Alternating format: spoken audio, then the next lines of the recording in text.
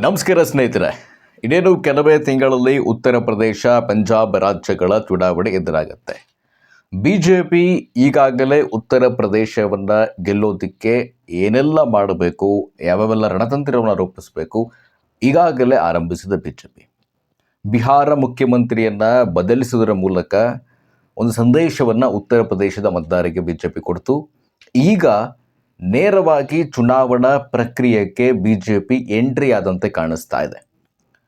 Uttar Pradesh BJP ರಾಜ್ಯಾಧ್ಯಕ್ಷ ಪಂಕಜ್ ಚೌಧರಿ ಅವರು ಸಾಕಷ್ಟು ಬದಲಾವಣೆಯನ್ನು ಮಾಡಿದ್ದಾರೆ. ಜೊತೆಗೆ ಉತ್ತರ ಪ್ರದೇಶದ ಕೆಲವು ಝೋನ್ಗಳಿಗೂ ಸಹ ಚುನಾವಣಾ ಉಸ್ತುವಾರಿ ರೀತಿಯಲ್ಲಿ ನೇಮಕ ಮಾಡಿದ್ದಾರೆ. ಇದರ ಬಗ್ಗೆ ಕೂಡ ಚರ್ಚೆ ಮಾಡೋಣ. ಪ್ರಮುಖವಾಗಿ ನಮಗೆ ಕರ್ನಾಟಕದಲ್ಲಿ ಕುಳಿತುಕೊಂಡು BJP ರಣತಂತ್ರ ಏನು, BJP ಯಾವ ರೀತಿ ಚುನಾವಣೆ ಎದುರಿಸುತ್ತೆ ಅವೆಲ್ಲವೂ ಕೂಡ ಒಂದು ಕಡೆ ಇಟ್ಟು ನೋಡೋದಾದರೆ, ಉತ್ತರ ಪ್ರದೇಶದಲ್ಲಿ BJP ಪುನಃ ಅಧಿಕಾರಕ್ಕೆ ಬರಲ್ವಾ, ಈ ಒಂದೇ ಪ್ರಶ್ನೆ ನಮಗೆ ಕಾಡುವಂಥದ್ದು. ಪಶ್ಚಿಮ ಬಂಗಾಳದ ವಿಚಾರದಲ್ಲೂ ಅಷ್ಟೇ. ಸ್ನೇಹಿತರೆ, ಪಶ್ಚಿಮ ಬಂಗಾಳವನ್ನು ಡೇ ಒನ್ನಿಂದ ಕವರ್ ಮಾಡಿ ಅಲ್ಲಿ BJP ಅಧಿಕಾರದ ಚುಕ್ಕಾಣಿಯನ್ನು ಹಿಡಿಯುತ್ತೆ. ಆರಂಭಿಕವಾಗಿ ಸರಳ ಬಹುಮತವನ್ನು BJP ಪಡೆದುಕೊಳ್ಳುತ್ತೆ ಅಂತ ಕನ್ನಡ ಯೂಟ್ಯೂಬರ್ಸ್ಗಳ ಪೈಕಿ ಬೆರಳೆಣಿಕೆಯಷ್ಟು ಜನ ಮಾತ್ರ ಅದನ್ನು ಹೇಳಿದ್ರು. ಅದರಲ್ಲಿ ನಾವು ಕೂಡ ಒಬ್ಬರು ಅನ್ನೋದು ನಮಗೆ ಹೆಮ್ಮೆ. ಈಗ ಉತ್ತರ ಪ್ರದೇಶ, ಪಂಜಾಬ್ ರಾಜ್ಯಗಳ ಚುನಾವಣೆಗೂ ಸಹ ಅದೇ ರೀತಿಯಾಗಿ ಮಾಹಿತಿಯನ್ನು ನಿಮ್ಮ ಮುಂದೆ ಕೊಡ್ತಾ ಹೋಗ್ತೇವೆ. ಪಶ್ಚಿಮ ಬಂಗಾಳ, ಅಸ್ಸಾಂ, ತಮಿಳುನಾಡು, ಕೇರಳ ಚುನಾವಣೆಗಳ ವಿಡಿಯೋಗಳ ಬೇಕಾದ್ರೆ ನೀವು ತೆಗೆದು ನೋಡ್ಬೋದು. ಈಗ ಉತ್ತರ ಪ್ರದೇಶಕ್ಕೆ ನೇರವಾಗಿ ಬರೋಣ. ಸ್ನೇಹಿತರೆ, ಉತ್ತರ ಪ್ರದೇಶದಲ್ಲಿ ಯೋಗಿ ಆದಿತ್ಯನಾಥ್ ಮತ್ತೊಮ್ಮೆ ಅಧಿಕಾರದ ಚುಕ್ಕಾಣಿಯನ್ನು ಹಿಡಿತಾರಾ ಅನ್ನುವಂಥ ನಿಮ್ಮ ನೇರ ಪ್ರಶ್ನೆಗೆ ಉತ್ತರ ಪ್ರದೇಶದಲ್ಲಿ ಈ ಬಾರಿ BJPಗೆ ಸುಲಭವಂತೂ ಇಲ್ಲ. ಆದರೆ ಅಧಿಕಾರ ಚುಕ್ಕಾಣಿ ಅಂತ ಹಿಡಿಯುವಂಥ ಸಾಧ್ಯತೆ ಹೆಚ್ಚಿನ ಪ್ರಮಾಣದಲ್ಲಿದೆ. 22ರ ಹಿಂದುತ್ವದ ಅಲೆಯಲ್ಲಿ ಯೋಗಿ ಆದಿತ್ಯನಾಥ್ ಪುನಃ ಗೆದ್ದು ಬಂದರು. ಸಂಖ್ಯೆಗಳು ಕಡಿಮೆ ಆಯಿತು ಅವ್ರದ್ದು. 17ರಲ್ಲಿ ಲ್ಯಾಂಡ್ಸ್ಲೈಡ್ ವಿಕ್ಟರಿಯನ್ನು ಪಡೆದುಕೊಂಡಿದ್ದು ಯೋಗಿ ಆದಿತ್ಯನಾಥ್. 22ರಲ್ಲಿ ಸಂಖ್ಯೆ ಕಡಿಮೆ ಆಯಿತು. ಈಗ ಸಂಖ್ಯೆಗಳು ಕಡಿಮೆ ಆಗುವಂಥ ಸಾಧ್ಯತೆ ಇದೆ. ಅಧಿಕಾರದ ಚುಕ್ಕಾಣಿಯನ್ನು ಪುನಃ ಯೋಗಿ ಆದಿತ್ಯನಾಥ್ ಹಿಡಿಯುವಂಥ ಸಾಧ್ಯತೆ ಹೆಚ್ಚಿನ ಪ್ರಮಾಣದಲ್ಲಿದೆ. ಅಲ್ಲಿ ಅಖಿಲೇಶ್ ಯಾದವ್ ಅವರು ಅಷ್ಟೊಂದರ ಮಟ್ಟಿಗೆ ಸ್ಟ್ರಾಂಗ್ ಇರಲಿಲ್ಲ. 22-17ರಲ್ಲಿ ಅವರೇ ಕಾಂಪಿಟೇಟರು. ಮಾಯಾವತಿಯವರು ಆಟಕ್ಕುಂಟು ಲೆಕ್ಕಕ್ಕಿಲ್ಲ ಅನ್ನುವಂಥ ಸ್ಥಿತಿಯಲ್ಲಿದ್ದಾರೆ. ಅವರೊಂದು ರೀತಿಯಾಗಿ ಸಿಂಗಲ್ ಡಿಜಿಟ್ ಕೂಡ ಪಡೆದುಕೊಂಡಿದ್ದಿದೆ. ಹಾಗಾಗಿ ಮಾಯಾವತಿಯವರು ಏನು ಅಷ್ಟೊಂದು ದೊಡ್ಡ ಕಾಂಪಿಟೇಟರ್ ಆಗಲ್ಲ. BJP ಮತ್ತು SP ನಡುವಿನ ನೇರ ಹಣಾಹಣಿ ಉತ್ತರ ಪ್ರದೇಶ. ಸದ್ಯದ ಮಟ್ಟಿಗಿನ ಪರಿಸ್ಥಿತಿಯನ್ನು ನೋಡೋದೇ ಆದರೆ BJPಯ ಕಡೆ ಪ್ಲಸ್ ಪಾಯಿಂಟ್ ಇರುವಂಥದ್ದು ಚುನಾವಣಾ ಸ್ಟ್ರಾಟಜಿಗಳು. ಪಶ್ಚಿಮ ಬಂಗಾಳವನ್ನು ಯಾವ ರೀತಿಯಾಗಿ BJP ಗೆಲ್ತು ಅಂತ ಹೇಳಿದ್ರೆ, ಏಪ್ರಿಲ್ 15, ಏಪ್ರಿಲ್ 20ರ ತನಕವೂ ಕೂಡ BJPಯ ಆಂತರಿಕ ವರದಿ ಹೇಳ್ತಾ ಇತ್ತು 115ರಿಂದ 120 ಸ್ಥಾನಗಳಷ್ಟನ್ನು ಪಡೆದುಕೊಳ್ಳೋಕ್ಕಾಗೋದು ಅಂತ. ಆಗ ಅಮಿತ್ ಶಾ ಒಂದು ಸ್ಟ್ರಾಟಜಿನ ರೂಪಿಸಿದ್ರು ಪಶ್ಚಿಮ ಬಂಗಾಳ ವಿಚಾರಕ್ಕೆ. ನರೇಂದ್ರ ಮೋದಿಯವರ ರ್ಯಾಲಿಗಳ ಸಂಖ್ಯೆಗಳನ್ನು ಹೆಚ್ಚು ಮಾಡಿದ್ರು. ಖುದ್ದು ಅಮಿತ್ ಶಾ ಅಲ್ಲೇ ಇರುವಂಥ ನಿರ್ಧಾರವನ್ನು ತೆಗೆದುಕೊಂಡ್ರು. ಫಸ್ಟ್ ಫೇಸ್ ವೋಟಿಂಗ್ ಆಗೋ ತನಕ ಎಲ್ಲರ ರ್ಯಾಲಿಗಳನ್ನು ಹೆಚ್ಚು ಮಾಡಿದ್ರು. ಕಾರ್ಯಕರ್ತರಿಗೆ ಮತ್ತೆ ಹುಮ್ಮಸ್ಸನ್ನು ತುಂಬುವಂಥ ಪ್ರಯತ್ನ ಪಟ್ಟರು. ಅದರ ಪ್ರತಿಫಲವಾಗಿ ದ್ವಿಶತಕ ದಾಟಿತು. ಈಗ ಉತ್ತರ ಪ್ರದೇಶ ಅಷ್ಟು ದೊಡ್ಡ ಬೆಟ್ಟವಂತೂ ಅಲ್ಲ. ಪಶ್ಚಿಮ ಬಂಗಾಳದ ರೀತಿಯಲ್ಲಿ ಈಗಾಗಲೇ ಅಧಿಕಾರದ ಚುಕ್ಕಾಣಿಯಲ್ಲಿದ್ದಾರೆ. ಹಿಂದುತ್ವದ ಭದ್ರಕೋಟೆ ಅಂತಲೇ ಹೇಳ್ಬೋದು ಉತ್ತರ ಪ್ರದೇಶಕ್ಕೆ. ಪುನಃ ಅವರ ಅಧಿಕಾರಕ್ಕೆ ಬರಲಿಕ್ಕೆ ಮಾಡಬೇಕಾದಂಥ ಸ್ಟ್ರಾಟಜಿಗಳನ್ನು ಅಮಿತ್ ಶಾ ಮಾಡುವಂಥ ಸಾಧ್ಯತೆ ಹೆಚ್ಚಾಗಿದೆ. ಉತ್ತರ ಪ್ರದೇಶ ಅಂದ ತಕ್ಷಣ ಅಮಿತ್ ಶಾ, ನರೇಂದ್ರ ಮೋದಿ ಇಬ್ಬರೂ ಸಹ ಜಂಟಿಯಾಗಿ ನಿರ್ಧಾರವನ್ನು ತೆಗೆದುಕೊಳ್ತಾರೆ.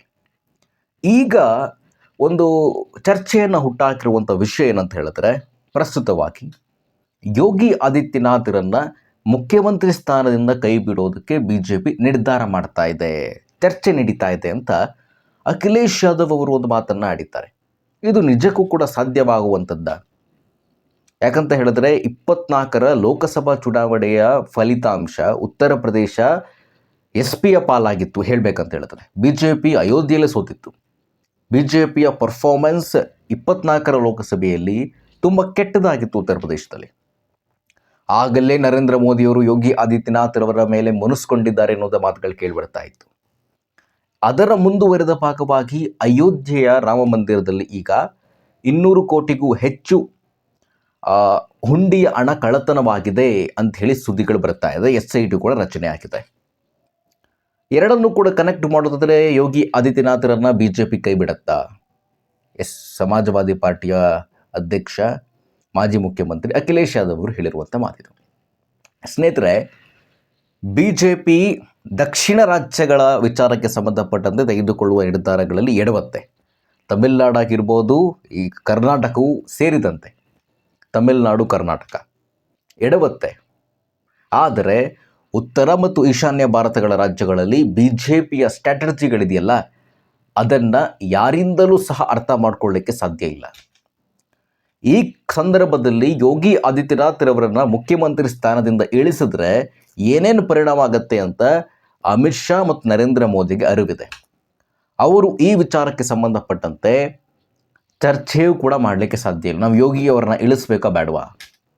ಈ 27ರ ಚುನಾವಣೆಯನ್ನು ಯೋಗಿ ಆದಿತ್ಯನಾಥ್ರವರ ನೇತೃತ್ವದಲ್ಲಿ ಎದುರಿಸಬೇಕಾ ಬೇಡವಾ? ಈ ವಿಚಾರ ಚರ್ಚೆಯೂ ಸಹ ಆಗಲಿಕ್ಕಿಲ್ಲ. ಏನೋ ಸಮಾಜವಾದಿ ಪಾರ್ಟಿಯವರು ಹೇಳಿದ್ದಾರೆ ಜನರಲ್ಲಿ ಗೊಂದಲ ಮೂಡಿಸಲಿಕ್ಕೆ, BJP ಕಾರ್ಯಕರ್ತರಲ್ಲಿ ಗೊಂದಲ ಮೂಡಿಸಲಿಕ್ಕೆ. BJP ಇದನ್ನು ಸ್ಟ್ರಾಂಗ್ ಆಗಿ ಡಿಫೆಂಡ್ ಮಾಡುವಂಥ ಪ್ರಯತ್ನ ಪಡಬೇಕು.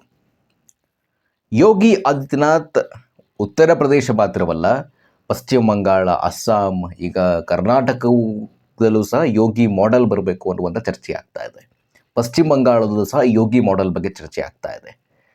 ಇದು ಚರ್ಚೆ ಮಾಡಬೇಕಾದಂಥ ಸುದ್ದಿಯಲ್ಲ. ಆ್ಯಕ್ಚುಲಿ ಯೋಗಿ ಆದಿತ್ಯನಾಥ್ರವರನ್ನ ಕೈ ಬಿಡುತ್ತೆ BJP ಅಂತ ಆಯಿತು, ಅದನ್ನು ಪಕ್ಕಕ್ಕಿಟ್ಟ. ಈಗ ನೇರವಾಗಿ ಫಸ್ಟ್ ಉತ್ತರ ಪ್ರದೇಶದಲ್ಲಿ ಆದಂತಹ ಬೆಳವಣಿಗೆಗಳೇನು ಅಂತ ನೋಡೋದಾದರೆ, BJPಯ ಚುನಾವಣಾ ಸ್ಟ್ರಾಟಜಿಗಳಿದೆಯಲ್ಲ, ಆ ರೀತಿಯಾದಂತಹ ಸ್ಟ್ರಾಟಜಿಗಳು, ಅವರ ಸಂಘಟನೆ, ಅವರು ಕಾರ್ಯಕರ್ತರು ಪಡುವಂಥ ಶ್ರಮ, ವಿಶೇಷವಾಗಿ ಉತ್ತರ ಭಾರತಗಳಲ್ಲಿ ಬೇರೆ ಯಾವ ಪಕ್ಷದವರು ಸಹ ಅದು ಮಾಡಲಿಕ್ಕೆ ಸಾಧ್ಯ ಇಲ್ಲ.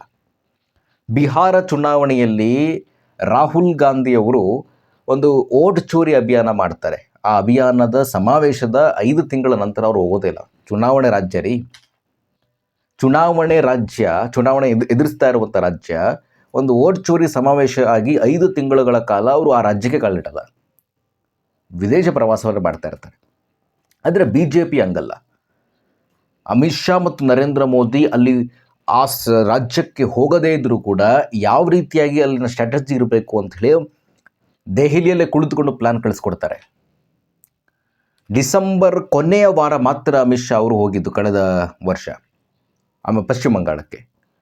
ನಂತರ ಅವರು ಮಾಡಿದಂತಹ ಸ್ಟ್ರಾಟಜಿಗಳಿದೆಯಲ್ಲ, ನಿಜಕ್ಕೂ ಕೂಡ ಒಂದು ರಾಜಕೀಯ ಪಕ್ಷವಾಗಿ ಆ ರೀತಿಯ ನಡ್ಕೊಂಡ್ರು. ಬಟ್ ಕಾಂಗ್ರೆಸ್, SP, ಬೇರೆ ಪಕ್ಷಗಳು ಯಾವುದೂ ಸಹ ಶ್ರಮವನ್ನು ಹಾಕೋದಿಲ್ಲ. ನೇರವಾಗಿ ಹೇಳೋದು, ಶ್ರಮವನ್ನು ಅಷ್ಟೊಂದು ಹಾಕೋದಿಲ್ಲ ಅವರು. ಬಿಹಾರದಲ್ಲಿ ನೀವು JDU, LJP,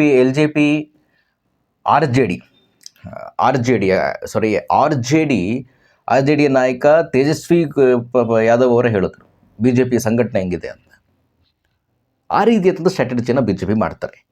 ಈಗ ಉತ್ತರ ಪ್ರದೇಶದ ಚುನಾವಣಾ ಉಸ್ತುವಾರಿ ರೀತಿಯಲ್ಲಿ 19 ಜನರ ಉಪಾಧ್ಯಕ್ಷರಾಗಿ ಮಾಡಿದ್ದಾರೆ, ಹಲವು ಚೀಫ್ ಸೆಕ್ರೆಟರಿಗಳನ್ನು ಮಾಡಿದ್ದಾರೆ, ಪ್ರಮುಖವಾಗಿ ಝೋನ್ಗಳನ್ನು ಮಾಡಿದ್ದಾರೆ. ಉತ್ತರ ಪ್ರದೇಶಕ್ಕೆ ಸಂಬಂಧಪಟ್ಟಂತೆ ಇಂಥ ಝೋನಿಗೆ ನೀನು ಜವಾಬ್ದಾರಿ, ಇಲ್ಲಿ ನೀನು ಚುನಾವಣಾ ಉಸ್ತುವಾರಿ ರೀತಿ ನೋಡಿ. ಪ್ರತಿ ಝೋನು, ಕಾಶಿ ಇರ್ಬೋದು, ಜೋಧ್ಪುರ, ಪ್ರತಿ ಝೋನ್ಗೂ ಸಹ ಇಂತಿಂಥ ನಾಯಕರಂತೆ ನೇಮಕ ಮಾಡಿದ್ದಾರೆ. ಇದು BJPಯ ಸಂಘಟನಾ ಶಕ್ತಿ. ಈ ಮೂವಿಂದನೇ ಹೇಳ್ಬೋದು BJP ಎಷ್ಟು ಸೀರಿಯಸ್ ಆಗಿ ತೆಗೆದುಕೊಂಡಿದೆ ಉತ್ತರ ಪ್ರದೇಶ ಚುನಾವಣೆ ಅಂತ. ಬಹುತೇಕವಾಗಿ ಅಲ್ಲಿ BJP ಮತ್ತೊಮ್ಮೆ ಅಧಿಕಾರಕ್ಕೆ ಬರುವಂಥ ಸಾಧ್ಯತೆ ಹೆಚ್ಚಿದೆ. ಉತ್ತರ ಗೆದ್ದರೆ ದೆಹಲಿ ಹತ್ತಿರ. ನಮಸ್ಕಾರ.